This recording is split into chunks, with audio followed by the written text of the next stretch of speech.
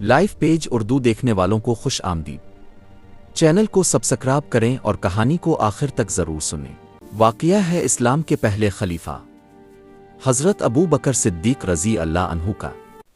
وہی ابو بکر جو رسول اللہ کے سب سے قریبی ساتھی تھے، وہی ابو بکر جنہوں نے ہر مشکل گھڑی میں اسلام کا ساتھ دیا۔ لیکن آج کا واقعہ خلافت جنگ خطبے کا نہیں، بلکہ خاموش خدمت کا ہے۔ مدینہ کی ایک گلی میں ایک بوڑھی نابینا عورت رہتی تھی۔ وہ اکیلی تھی، کمزور تھی اور اس کا کوئی سہارا نہیں تھا۔ ہر صبح فجر کے بعد کوئی شخص خاموشی سے اس کے گھر آتا۔ وہ اس کا گھر صاف کرتا، پانی بھر دیتا، جانوروں کو چارہ ڈالتا اور اس کے لیے کھانا تیار کر کے رکھ دیتا، پھر بغیر کچھ کہے چلا جاتا۔ یہ سلسلہ روز چلتا رہا، مگر اس عورت کو کبھی معلوم نہ ہوا کہ اس کا مددگار کون ہے۔ ایک دن حضرت عمر رضی اللہ عنہ کو اس بات کا علم ہوا کہ کوئی شخص روز اس عورت کی خدمت کرتا ہے۔ حضرت عمر نے سوچا کہ دیکھیں یہ کون ہے جو اتنی خاموشی سے خدمت کر رہا ہے۔ اگلی صبح وہ فجر کے بعد چھپ کر بیٹھ گئے۔ کچھ دیر بعد انہوں نے دیکھا کہ ایک شخص آہستہ آہستہ اس گھر کی طرف بڑھ رہا ہے۔ وہ اندر داخل ہوا اور وہی کام کرنے لگا جو روز کیا جاتا تھا۔ جب وہ شخص باہر نکلا تو حضرت عمر حیران رہ گئے۔ وہ کوئی عام شخص نہیں تھا، وہ مدینہ کا خلیفہ تھا، حضرت ابو بکر صدیق رضی اللہ عنہ۔ حضرت عمر کی آنکھوں میں آنسو آ گئے۔ انہوں نے دل میں کہا، اے ابو بکر، اپنے ہمیں پیچھے چھوڑ دیا۔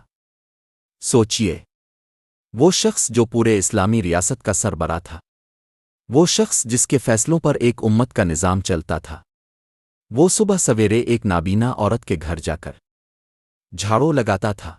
نہ اعلان کیا، نہ کسی کو بتایا، نہ کوئی تصویر، نہ کوئی دکھاوا، صرف اللہ کی رضا کے لیے۔ ایک دن وہ عورت کہنے لگی، جو شخص روز آتا تھا، آج اس کے ہاتھ کا انداز بدل گیا ہے۔ وہ پہلے کھانے سے گٹھلیاں نکال دیا کرتا تھا۔ یہ سن کر حضرت عمر سمجھ گئے کہ ابو بکر دنیا سے رخصت ہو چکے ہیں، اور اب وہ خود اس خدمت کو جاری رکھے ہوئے تھے۔ لیکن وہ ابو بکر جیسی باریکی نہ کر سکے۔ یہ تھا ابو بکر کا مقام، یہ تھا اخلاص۔ آج ہم نیکی کرتے ہیں تو فوراً دنیا کو بتاتے ہیں، تصویر لیتے ہیں، پوسٹ کرتے ہیں، تعریف کے منتظر رہتے ہیں۔ لیکن سچی نیکی وہ ہے جو صرف اللہ دیکھے۔ حضرت ابو بکر نے ہمیں سکھایا کہ عہدہ بڑا ہو یا چھوٹا، اصل عظمت خدمت میں ہے۔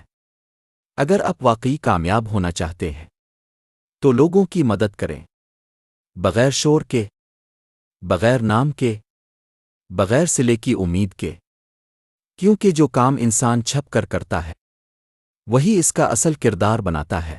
یہ واقعہ ہمیں یاد دلاتا ہے کہ قیادت طاقت کا نام نہیں، ذمہ داری کا نام ہے، اور سب سے بڑا انسان وہ ہے جو سب سے زیادہ جھک کر خدمت کرے۔ اللہ ہمیں بھی ایسا اخلاص عطا فرمائے، آمین۔